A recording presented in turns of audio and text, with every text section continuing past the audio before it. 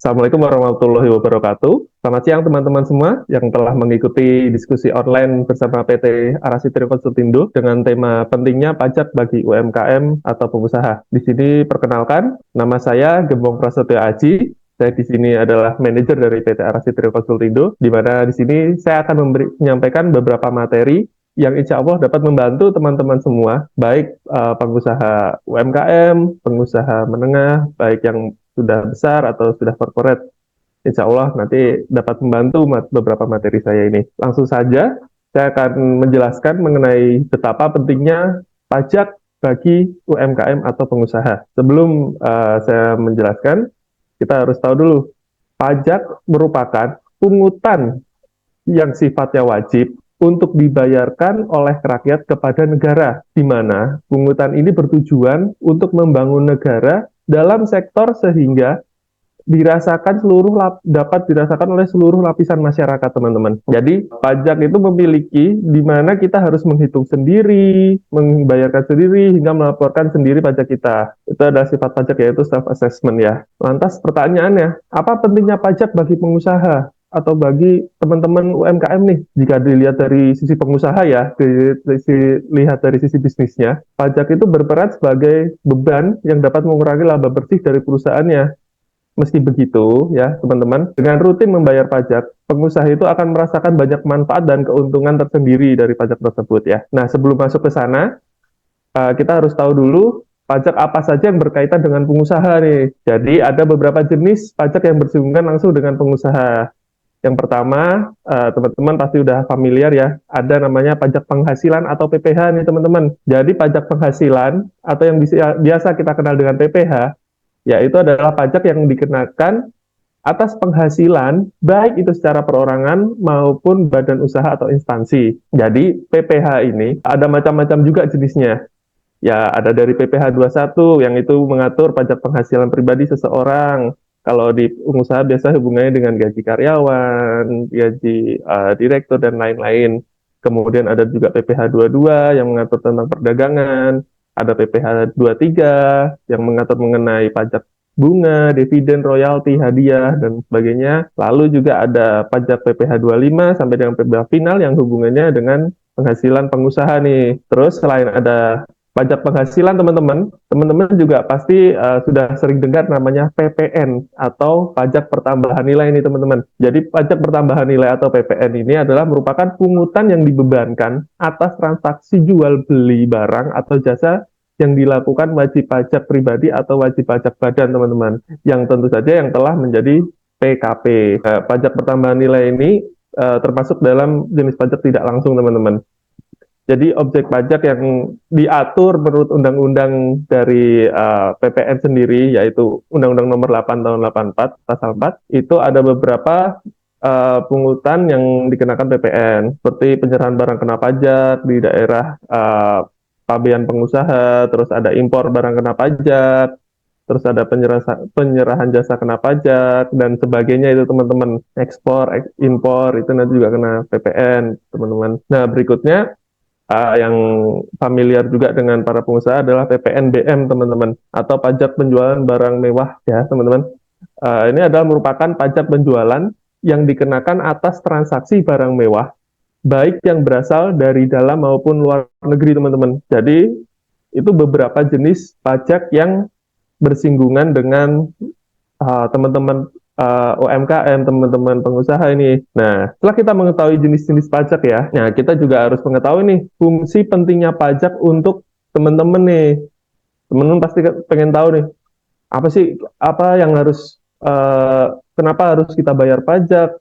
Kok kita wajib bayar pajak untuk apa? Nah, ini ada beberapa fungsi yang harus teman-teman ketahui. Yaitu yang pertama adalah fungsi pajak itu adalah sebagai anggaran ya, teman-teman. Di mana fungsi pajak sebagai anggaran di sini adalah uang atau dana yang diterima dari teman-teman sebagai warga negara itu akan dimanfaatkan untuk membiayai pembangunan nasional, teman-teman, atau pengeluaran negara lainnya ya, yang bertujuan untuk membangun negeri ini, teman-teman. Nah, maka dari itu nih, pajak sebagai fungsi anggaran itu memiliki tujuan untuk menyeimbangkan antara pendapatan dengan pengeluaran negara, teman-teman, agar kas keuangan negara dapat terkontrol dengan baik. Nah, itu adalah fungsi pajak sebagai anggaran. Ada lagi yang kedua adalah fungsi mengatur, teman-teman. Nah, pajak di sini adalah untuk menjadi alat untuk mengatur kebijakan sosial dan ekonomi, teman-teman. Di mana pajak dapat digunakan untuk mengatur laju inflasi, mendorong kegiatan ekspor, memberikan proteksi atau perlindungan terhadap barang produksi dalam negeri, dan menarik investasi yang akan membantu perekonomian. Nah, jadi pajak di sini dapat membantu juga usaha teman-teman nantinya seperti itu. Nah, yang berikutnya ada fungsi pajak untuk pemerataan, di mana fungsi lain dari pajak ini atau fungsi pemerataan ini adalah untuk menyesuaikan dan menyeimbangkan pendapatan negara dengan kesejahteraan masyarakat, teman-teman. Di mana nih pajak yang kita bayarkan nih itu dapat membantu pemerataan pembangunan baik dari pusat maupun ke daerah-daerah lainnya. Jadi pajak yang kita bayarkan ke pemerintah, insya Allah itu untuk membantu teman-teman kita yang di daerah itu yang masih tertinggal itu akan dibantu oleh kita, teman-teman. Nah, yang terakhir ada fungsi pajak sebagai stabilitas, teman-teman, di mana pajak dapat berperan untuk menstabilkan kondisi dan keadaan perekonomian negara nih, baik saat dalam kondisi inflasi atau deflasi. Jadi nih, pas negara kita lagi inflasi, nah negara ini bisa menetapkan pajak yang tinggi sehingga jumlah uang yang beredar itu dapat berkurang. Jadi itu membantu menyeimbangkan, teman-teman. Nah, itu adalah beberapa fungsi pajak yang harus kita ketahui ya, teman-teman. Nah, yang terakhir di sini yang akan saya jelaskan adalah manfaatnya. Untuk apa kita harus menjadi seorang yang taat pajak, teman-teman? Yang pertama adalah sebagai pengusaha, kita bisa mengatur indikator keuangan usaha kita dengan baik, teman-teman. Karena dengan pajak di sini, kita bisa membayar pajak dengan tepat waktu, maka secara tidak langsung usaha kita itu membuktikan bahwa keuangan usaha kita itu adalah keuangan yang berjalan dengan baik. Di mana kondisi keuangan yang baik tentunya juga menjadi pertanda bahwa usaha dalam kondisi baik sehingga karyawan ataupun rekan bisnis akan menaruh kepercayaan yang tinggi terhadap usaha kita. Jadi dengan indikator keuangan baik itu dapat satu bisa investor ke kita itu bisa lebih percaya. Terus para klien, para customer kita itu lebih percaya, teman-teman. Yang kedua adalah kredibilitas yang baik, teman-teman. Di mana teman-teman sebagai pengusaha ini, apabila selalu membayar pajak dengan tepat waktu, melaporkan secara tepat waktu, itu akan memberikan gambaran yang baik dari pemerintah, teman-teman.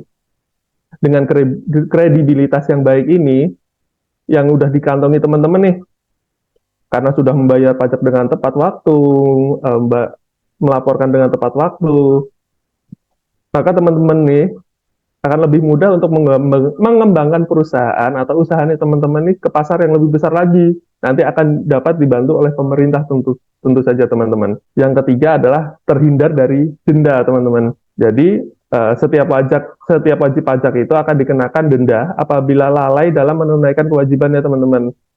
Termasuk teman-teman sebagai pengusaha. Nah, dengan melakukan pembayaran pajak sesuai dengan waktunya yang sudah ditetapkan, maka perusahaan akan terbebas dari denda, teman-teman. Jika teman-teman ini melakukan tidak melakukannya, misal terlambat atau jadi teman-teman itu harus siap dengan sanksi yang ada, teman-teman. Nah, maka dari itu apabila teman-teman memang tidak dapat untuk mengatur pajaknya, kita bisa mencari bantuan ke pihak ketiga, teman-teman. Seperti konsultan keuangan, konsultan pajak, seperti itu, teman-teman. Nah, itu sedikit dari saya mengenai pentingnya pajak ya, teman-teman. Untuk teman-teman pelaku usaha ini, UMKM, ada di sini ada teman-teman, ada Mas Adit, ada Mas Sofyan, ada Mas Budi, dan ada Mas Rosid ya. Terima kasih sudah mendengarkan penjelasan dari saya. Apabila ada yang ingin bertanya, silahkan chat di bawah sini, langsung di Zoom-nya. Sudah ada yang bertanya, satu dulu dari Mas Budi ya. Halo Kak, apa sih konsekuensinya kalau kita tidak membayar dan melaporkan pajak? Mengingat masih banyaknya pihak yang tidak taat pajak. Apakah PKP itu penting? Dan untuk barang yang dikatakan mewah, standarnya gimana? Nah, ini pertanyaan yang bagus sekali. Jadi, menjawab satu-satu dulu. Yang pertama adalah apa konsekuensi kalau kita tidak membayar pajak dan melaporkan pajak. Jadi teman-teman, seperti yang sudah saya jelaskan tadi di akhir, apabila kita tidak membayar dan melaporkan pajak, itu akan ada sanksinya teman-teman, di mana sanksi keterlambatan, sanksi tidak melapor, itu ada sanksinya. Nah, apabila kita tidak membayar dan tidak melapor, itu akan mempengaruhi usaha kita nanti ke depannya, gitu teman-teman. Karena kita tidak memungkiri usaha kita ini selalu berdampingan dengan namanya negara ya, pemerintahan. Kita tinggal di negara hukum, jadi kita harus mengikuti aturan hukum yang berlaku gitu teman-teman. Kemudian apakah PKP itu penting? Atau PKP itu adalah kepanjangannya pengusaha kena pajak teman-teman. Jadi PKP di sini adalah syarat di mana para pengusaha dapat membebankan atau menarik PPN ya, atau pajak pertambahan nilai.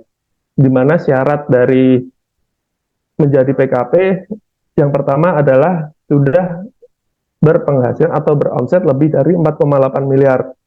Namun memang bisa mengajukan apabila di penghasilan omsetnya ini di bawah 4,8. Nah, pertanyaannya apakah PKP itu penting? Nah, kita bisa lihat dari kondisinya, di mana apabila memang perusahaan ini sudah besar dan bekerja sama dengan pihak-pihak tertentu, tentu saja yang uh, mengharapkan adanya namanya faktur pajak ya. PKP itu sudah sangat penting, terutama untuk pengusaha-pengusaha yang beromset lebih dari 4,8 miliar gitu. Jadi apabila ditanya seperti itu, untuk PKP itu adalah hal yang penting untuk beberapa pihak seperti yang saya sampaikan tadi, yang sudah beromset lebih dari 4,8 M. Nah, yang pertanyaan berikutnya adalah untuk barang yang dikatakan mewah, standarnya gimana? Nah, di sini tadi saya sudah menjelaskan beberapa, uh, ada PPNBM ya teman-teman namanya. Di sini barang mewah itu barang-barang yang sekiranya itu adalah barang-barang konsumsi, barang konsumtif yang seperti halnya adalah kendaraan, terus ada juga uh, elektronik sebagainya, itu sebenarnya sudah dikatakan namanya barang mewah, yaitu adalah barang-barang yang konsumtif yang kita pakai, seperti itu Mas Budi. Kemudian di sini ada pertanyaan lagi dari Mas Adit. Ada tidakkah syarat seorang UMKM dikenakan pajak? Maaf, ada tidakkah syarat seorang UMKM dikenakan pajak UMKM atau semua pendapat UMKM harus membayar pajak, dan apabila kita mempunyai usaha tapi mengalami kerugian dalam 1 bulan terakhir, apakah wajib membayar pajak juga? Oh, maksudnya mungkin syarat seorang UMKM dikenakan pajak atau semua pendapat UMKM harus membayar pajak, dan apabila kita Oke, untuk menjawab ini, yang pertama, syarat kita menjadi seorang wajib pajak adalah memiliki NPWP teman-teman, atau nomor wajib pajak. Jadi kita harus memiliki NPWP. Nah, untuk UMKM sendiri, kita juga sudah uh, berkewajiban untuk membayarkan pajak karena kita sudah memiliki penghasilan, teman-teman. UMKM di sini kan memiliki penghasilan. Jadi uh, di mana peraturan yang terkini nantinya akan menjadikan satu NIK dengan NPWP. Jadi semua warga negara wajib baik melaporkan atau membayarkan pajaknya, teman-teman. Nah, berikutnya, apabila kita mempunyai usaha tapi mengalami kerugian dalam 1 bulan terakhir, apakah wajib membayar pajak juga? Nah, kita kembalikan ke sifat pajak yang tadi, yaitu adalah self-assessment, di mana kita adalah menghitung sendiri, membayarkan sendiri, dan melaporkan sendiri. Jadi dalam perhitungannya, apabila mengalami kerugian dan pajak kita ini istilahnya masih nihil, itu tidak perlu membayar pajak seperti itu, karena di sini kan sifat pajak adalah self assessment.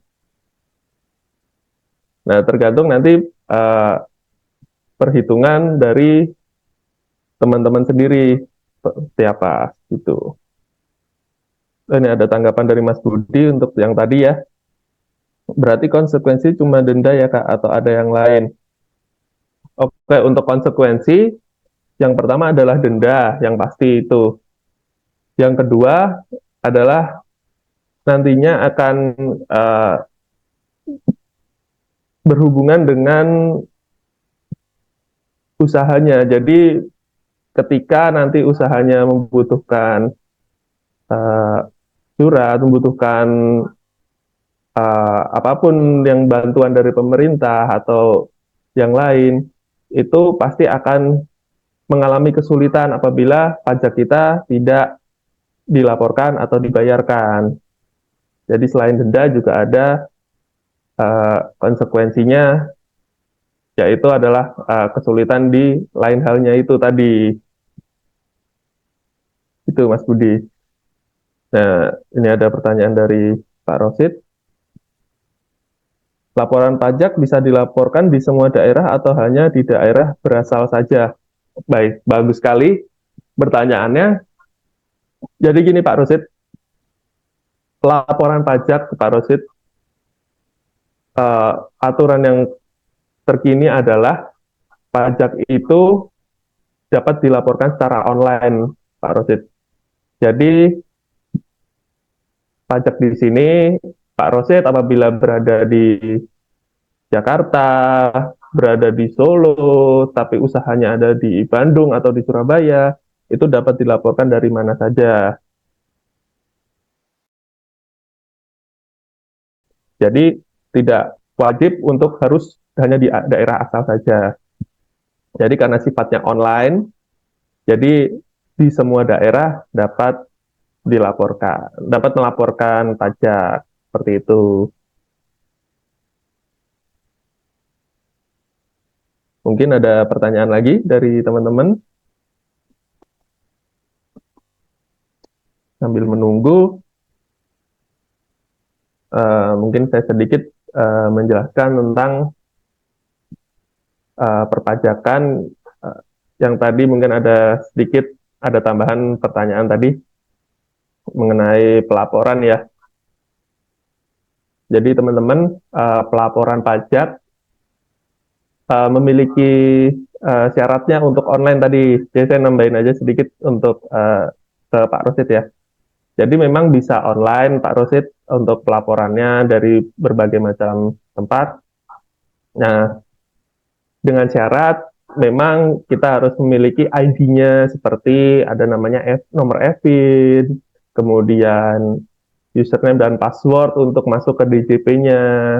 Nah, memang untuk masuk ke password dan DJP-nya itu harus atau dimintakan ke masing-masing KPP. Tapi untuk online sudah bisa untuk memintakan nomor EVIN tersebut ke KPP terdekat seperti itu. Jadi teman-teman apabila memiliki kesulitan dalam hal melaporkan pajak atau memang kesulitan mencari, saya belum punya nomor Evin, saya nggak tahu nih caranya bikin DJP. Nah, itu kalau teman-teman memang kesulitan atau memang tidak sempat untuk eh, ke kantor pajak, bisa minta bantuan ke pihak ketiga teman-teman, yang terutama tentu saja yang sudah profesional, seperti para konsultan-konsultan ini memang sudah profesional ya di bidangnya. Jadi teman-teman bisa minta bantuan ke teman-teman konsultan ini ya. Kemudian ini ada pertanyaan dari Adit, tapi bagaimana jika wajib pajak melanggar prinsip self-assessment? Maksudnya gimana ini? Melanggar prinsip self-assessment. Karena memang self-assessment ini adalah melaporkan sendiri ya. Jadi uh, mau minta bantuan dengan orang, minta bantuan konsultan atau minta bantuan yang lain, terutama yang sudah profesional ya, itu yang penting para wajib pajak ini atau teman-teman UMKM ini tahu apa yang dilaporkannya. Jadi minimal sesuai atau memang sudah menggambarkan usahanya. Jadi jangan sampai misal minta tolong ke orang nih, Mas minta tolong untuk dilaporkan ini. Wah, tapi dari pihak yang melaporkan ini tidak memberitahu yang dilaporkan berapa. Bisa jadi lebih besar daripada penghasilannya. Nah, itu kan kurang menampilkan uh, laporan yang lapor pajak yang sebenarnya. Jadi, teman-teman, self assessment ini memang melaporkan sendiri, membayarkan sendiri, tapi memang teman-teman juga bisa minta tolong kepada orang-orang yang profesional di bidangnya ya. Seperti itu ya Mas Adit ya. Kemudian ada pertanyaan lanjutan dari Mas Budi, Kak ada teman saya yang sudah punya NPWP sejak lama, namun sudah lama banget tidak pernah lapor. Apakah NPWP teman saya masih aktif atau enggak ya? Ini pertanyaan yang bagus sekali. Banyak sekali orang-orang yang bertanya kepada saya atau curhatlah ke saya, Mas, saya punya NPWP ini cuman ya dulu buat syarat-syarat aja, nggak tahu nih masih aktif atau enggak, ini ditanyain lagi.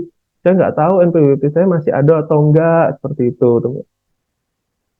Jadi teman-teman, NPWP ini bersifat adalah satu untuk selamanya apabila tidak dinonaktifkan ya. Kalau masih uh, tidak melaporkan, kalau memang beliaunya atau wajib pajak atau teman-teman ini lupa belum melaporkan atau tidak pernah melaporkan, selama teman-teman di sini tidak pernah melakukan penonaktifan, NPWP teman-teman di sini tetap aktif. Jadi teman-teman di sini apabila dulu pernah membuat NPWP dan lupa, coba diingat-ingat lagi atau bisa datang langsung ke KPP untuk uh, meminta lagi nomor NPWP-nya untuk nanti akan pelaporan pajaknya seperti itu teman-teman. Oke, ada pertanyaan lagi? Kalau tidak ada, mungkin ada pertanyaan mungkin dari teman-teman lagi ya.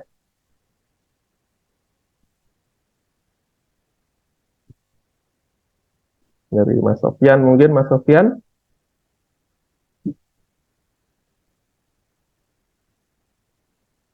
Dari Mas Adit nih. Mungkin ada kata motivasi buat wajib pajak. Kebetulan saya bukan motivator Mas Adit, tapi nggak apa-apa. Bagus ini pertanyaannya. Motivasi untuk wajib pajak. Jadi teman-teman wajib pajak, uh, ayo mulai sekarang ya. Uh, jadi teman-teman di sini harus uh, sensitif terhadap pajaknya masing-masing, ya. Karena yang sudah tadi saya jelaskan ada beberapa halnya seperti ada konsekuensinya apabila teman-teman di sini tidak melaporkan wajib pajak, gitu ya. Jadi teman-teman harus uh, mengikuti aturan di mana aturan ini sudah dibuat oleh pemerintah dan kita tinggal mengikuti atau menjalaninya saja. Jadi teman-teman jangan takut dengan pajak, ya. Saya ingatkan kembali, jangan pernah takut dengan pajak. Pajak itu bukan hal yang menakutkan. Pajak itu dapat tanamkan di diri teman-teman. Pajak ini dapat membantu kita semua, baik dalam usaha kita atau baik dalam jalannya atau lancarnya bisnis kita, teman-teman, ya. Jadi jangan pernah takut dengan pajak, ya. Itu Mas Adit, ya. Mungkin motivasi dari saya itu. Jangan pernah takut dengan pajak, Mas Adit, ya.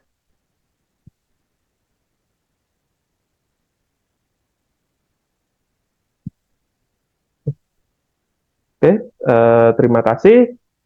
Apabila sudah tidak ada yang bertanya, saya undur diri. Mohon maaf apabila ada penjelasan dari saya yang kurang dapat dipahami. Semoga apa yang saya sampaikan di sini dapat membantu teman-teman semua, ya, teman-teman UMKM, untuk memahami betapa pentingnya pajak di usahanya teman-teman semua. Oke, mohon maaf bila ada salah-salah kata. Saya tutup. Wassalamualaikum warahmatullahi wabarakatuh.